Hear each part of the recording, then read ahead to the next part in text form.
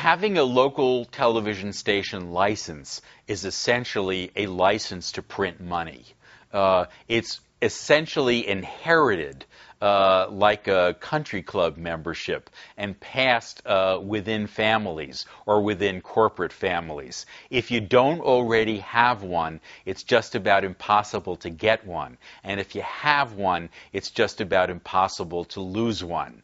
The worst that happens to a television station from time to time is that it gets fined for violating standards of public decency, which is the FCC's province to do.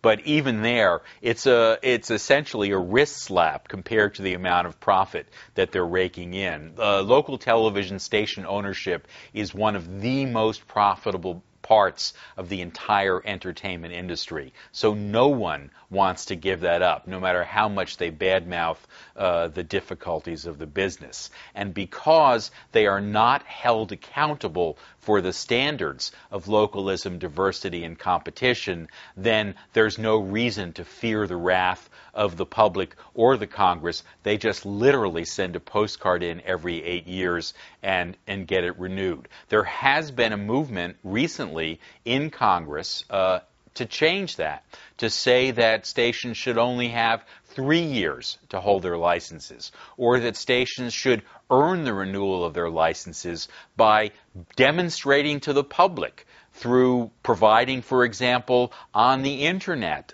their program content, so people can see whether they have fulfilled their localism, diversity, and competition requirements, and judge them and be held accountable for that. But that's really just the first embryonic start of a movement which, if anything, the stations and their networks and their lobbyists would be delighted to crush. News used to be a lost leader for companies that provided entertainment. They had divisions, and the news division was not a profit center. News was there to fulfill a public interest.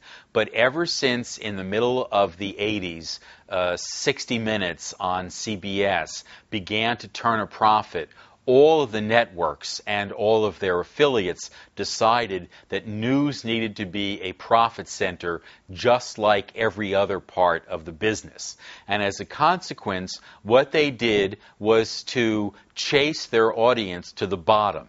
Instead of saying there is a balance between the kind of information that people need to know to be good citizens and the kind of information that's fun to know about, instead they decided to feed us a diet of pure ice cream and let us get our broccoli somewhere else.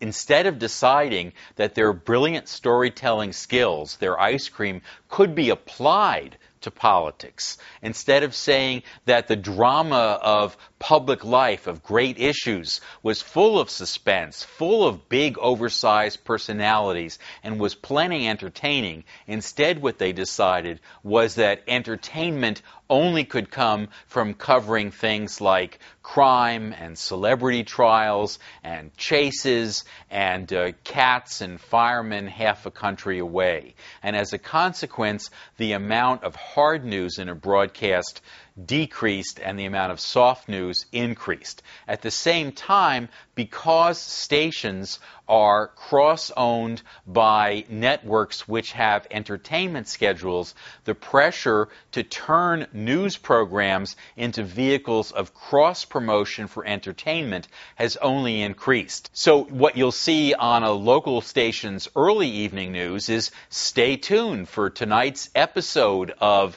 House or Heroes or ER or whatever the show is, and then they'll do something to promote it, which is allegedly a news peg, and then later that night they'll do something after it, and then next morning, most famously in the case of CBS, they'll devote half of the morning show to breathless interviewers with the survivors of Survivor last night. There was a famous study famous to me anyway, study in 1974, which looked at the California Democratic gubernatorial election.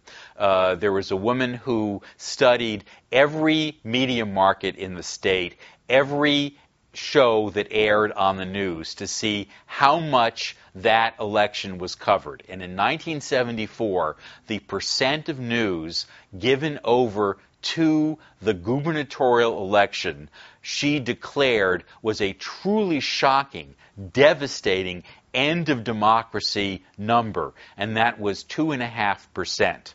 Well, I repeated that study in 1998. And what I found was that the number had fallen from 2.5% of the news to 0.45% of the news. That's not long enough to clear your throat. And that's as much airtime as the average station in California 10 years ago almost now gave to covering politics. The belief on the part of many stations, not all stations, there are good people trying to do their best, but on the part of many stations is that covering politics and public affairs is ratings poison. And very few of them give their public a chance to say, no, you're wrong. If you give us good stuff, we will come.